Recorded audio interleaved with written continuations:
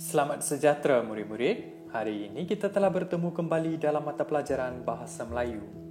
Hari ini kita akan belajar penggunaan ayat aktif dan ayat pasif. Tajuk kita pada hari ini, kopi buana. Adakah kalian sudah bersedia untuk mengikuti pelajaran pada hari ini? Jom. Baiklah, murid-murid boleh merujuk buku teks muka surat 132 untuk mengikuti pelajaran pada hari ini. Baiklah, kita akan belajar tentang ayat aktif dan ayat pasif. Apakah maksud ayat aktif dan ayat pasif? Ayat aktif mengutamakan pelaku sebagai subjek dan mengandungi kata kerja aktif transitif.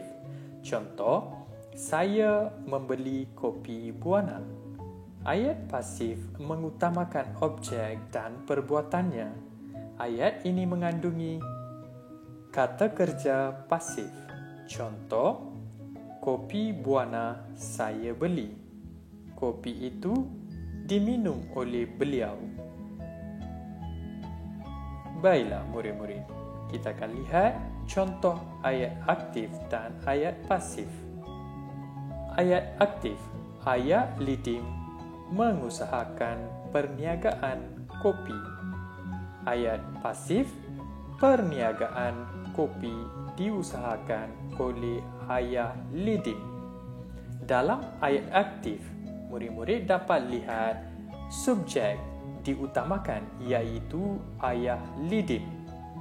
Manakala bagi ayat pasif pula, objek atau perbuatan diutamakan.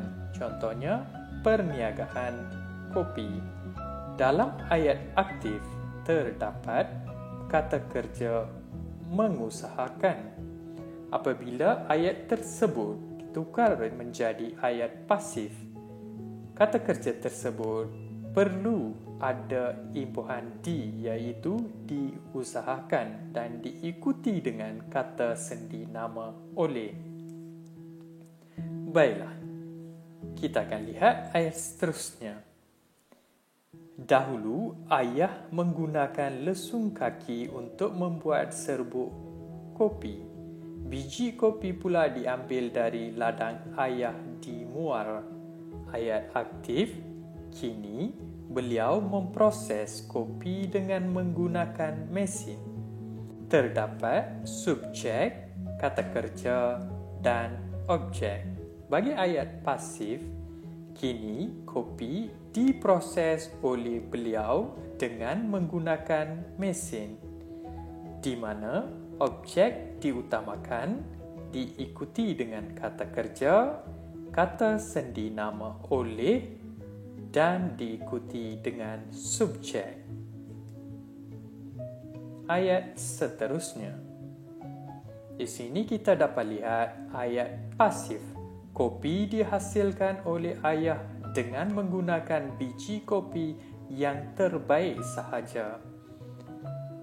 Mengapakah kita katakan ayat ini sebagai ayat pasif? Ya, betul. Kerana ayat ini mengutamakan objek dan kata kerja mengandungi imbuhan diikuti dengan kata sendi nama oleh. Kita akan tukar ayat pasif ini menjadi ayat aktif. Ayah menghasilkan kopi dengan menggunakan biji kopi yang terbaik sahaja.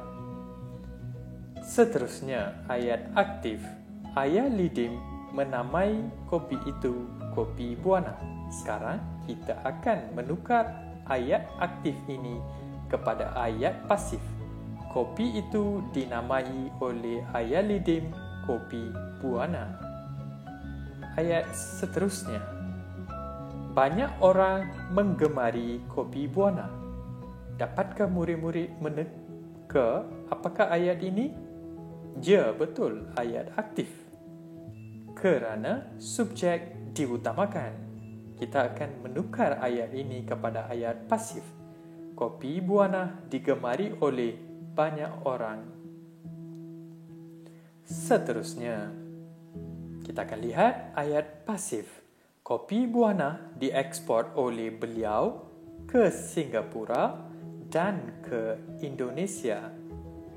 Baiklah, sekarang kita akan menukar ayat pasif ini kepada ayat aktif.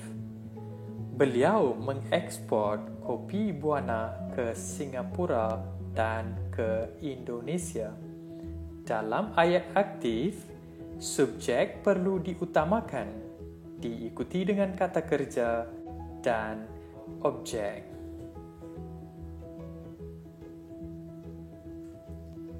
Baiklah murid-murid, hari ini kita telah belajar tentang penggunaan ayat aktif dan ayat pasif. Tahniah kerana dapat mengikuti pelajaran pada hari ini.